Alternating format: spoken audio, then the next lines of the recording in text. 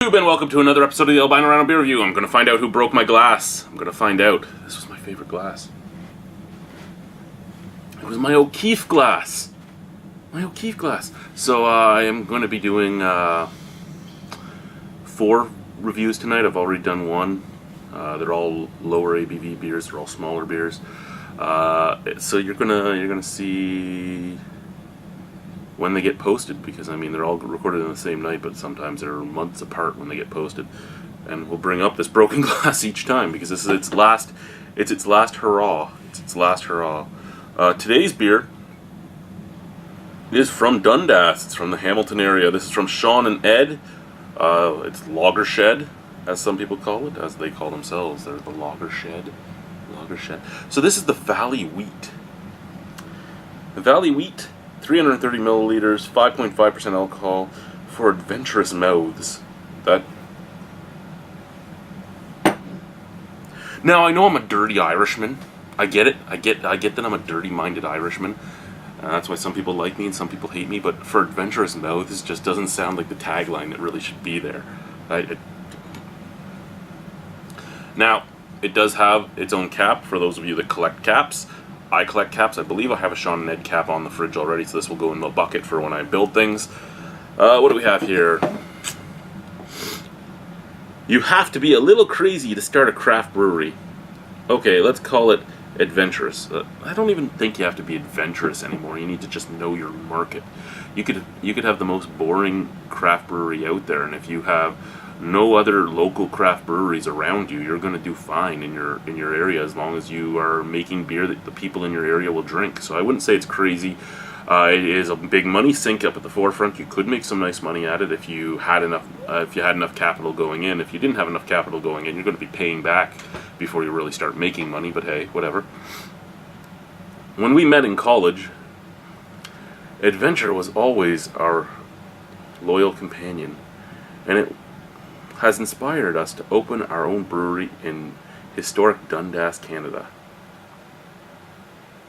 Here we are, years later, brewing traditional craft beer using natural ingredients for people like us who want to take their mouths on an adventure.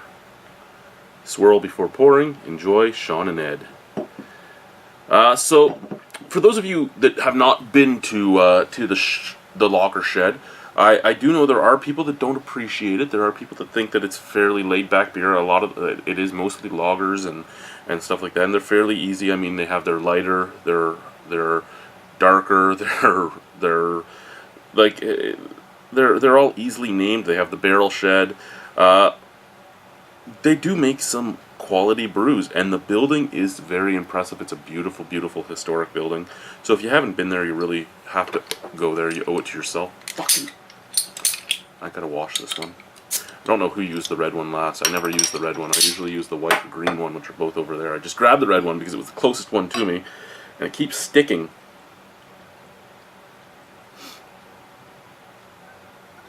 Okay, now, I bought this at the LCBO in a 6-pack. I bought this just a few days ago, actually. Today is November 8th now. This is dated the 23rd of May, so we're looking at over 5 months old at LCBO, not far away from the brewery. So this, it's a wheat. It should be good for about 6 to 8 months. It should still be nice and fresh. But I'm just bringing up the age. I'm glad that there is the age stamp on it. I'm just not glad that it's still sitting on the shelf when it's so close to here at that age.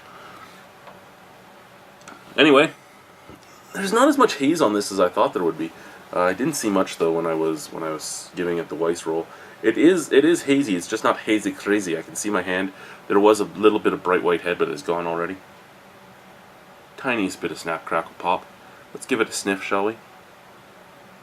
So you can see it. Well, I didn't talk about it, but it's a nice, like, bronzy color.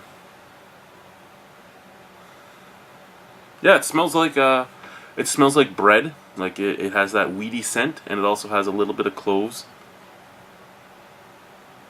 A little clovey, little weedy. That's about it. Let's give a bottle sniff just to check out here. Yeah, basically the same. A little more weedy out of the bottle. Let's try it. Cheers.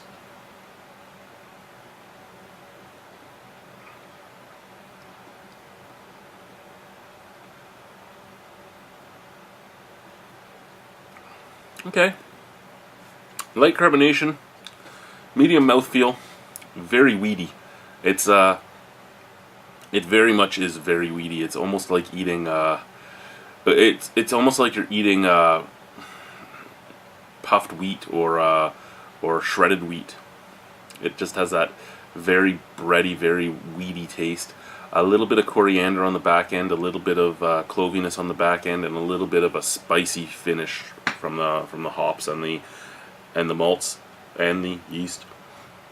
Not much to it though. It's very, very approachable. It's not the type of wheat I would enjoy. I'm more a Belgian wheat type of guy, and this could have even been a Belgian style. It's just not really there. It kind of reminds me more of the American wheats in that it kind of is like a crystal Weizen, but still with the Hefeweizen flavors.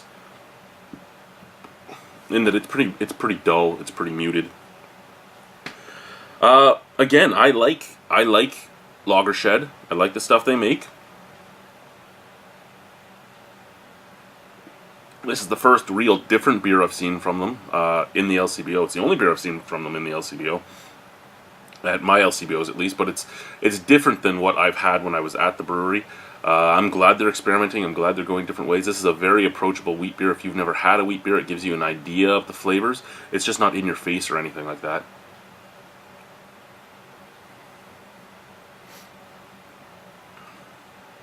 Out of 10, I'll give that a 6.75 myself. Now remember, my rating isn't necessarily just on the beer, it's also on whether or not I would buy it again and such like that. I don't mind this beer at all. I have no problem drinking it. I wouldn't go and buy a 6-pack of it again. It's basically what it comes down to. I like it. There's no faults in it. There's nothing like that. It's just not flavorful enough to make me go and buy this over even, say, a Hoegaarden. I know, oh my god, Hoegaarden's owned by a big guy where these guys are small. I get that. I would rather support local. But if I'm going out for a wheat beer, and a wheat beer only, I'm not going to buy the wheat beer that I like less than the wheat beer I like more just because it's owned by a smaller guy. It's just... Unless I was saving a lot of money. Like if a 6-pack of Hoegaarden was, say, $18 and a 6-pack of this was, say, $11, I'd buy this over the Hoegaarden. Now if this was like... I don't know, if this was a little bit more or even just a little bit less, like say that was 18 and this was 19 or this is even 17, I'd still pay the $18 for the one I like more. So I mean, it comes down to that, right? For me, I really like the people, I love the building, I like the beer they make, I have no problem with this. If somebody else buys this, I will drink it all day, every day, but I won't buy this. If I'm going to buy from them, it's probably going to be the lighter or the darker, in all honesty. So far, at least. So thank you guys for watching. Have a wonderful evening. Au revoir. I'll be on to see you soon. Bye-bye.